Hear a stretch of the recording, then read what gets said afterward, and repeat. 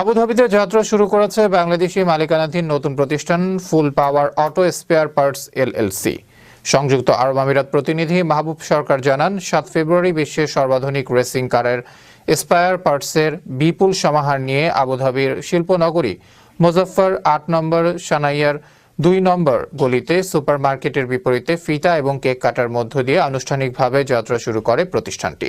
উদ্বোধনী অনুষ্ঠানে উপস্থিত ছিলেন প্রতিষ্ঠানের স্বত্বাধিকারী ও পরিচালক মোহাম্মদ মাহমুদুল হক, ব্যবসায়ী সাইদুল হক, ব্যবসায়ী শামসুল হক, নুরুল আমল, নুরুল আমিন, সরওয়ার আহমেদ শফি, মহিউদ্দিন, ইমতিয়াজ, মোজাম্মেল ও জাহেদ সহ আরও অনেকে।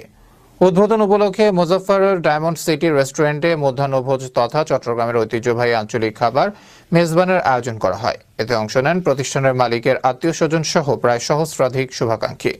উদ্বোধনকালে প্রতিষ্ঠানের স্বত্বাধিকারী মোহাম্মদ মাহমুদুল হক ও উপস্থিত ব্যক্তিবর্গ আমিরাতে বাংলাদেশি শ্রমিকদের ভিসা জটিলতা নিরসনে আন্তরিক হওয়ার জন্য বাংলাদেশ সরকারের প্রতি উদারত আহ্বান জানানোর পাশাপাশি সবার কাছে তার ব্যবসায়িক সফলতা কামনা করেন। উল্লেখ্য, নতুন এই প্রতিষ্ঠান ছাড়াও মাহমুদুল হকের রয়েছে আরও 5টি সফল ব্যবসায় প্রতিষ্ঠান, যাতে কাজ করছে দেশি বিদেশি 50-এরও বেশি মানুষ। 5 garage now. He opened this new store.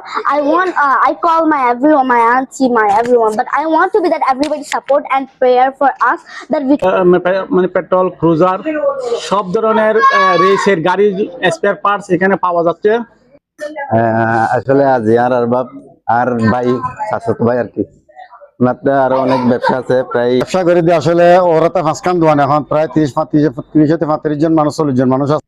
আর বাঙালি বিছে খোলা নাই, তো আর বর্তমানে সরকারের কাছে আবেদন করি যেন বিচার সমস্যা সমাধান করিবার লাগে।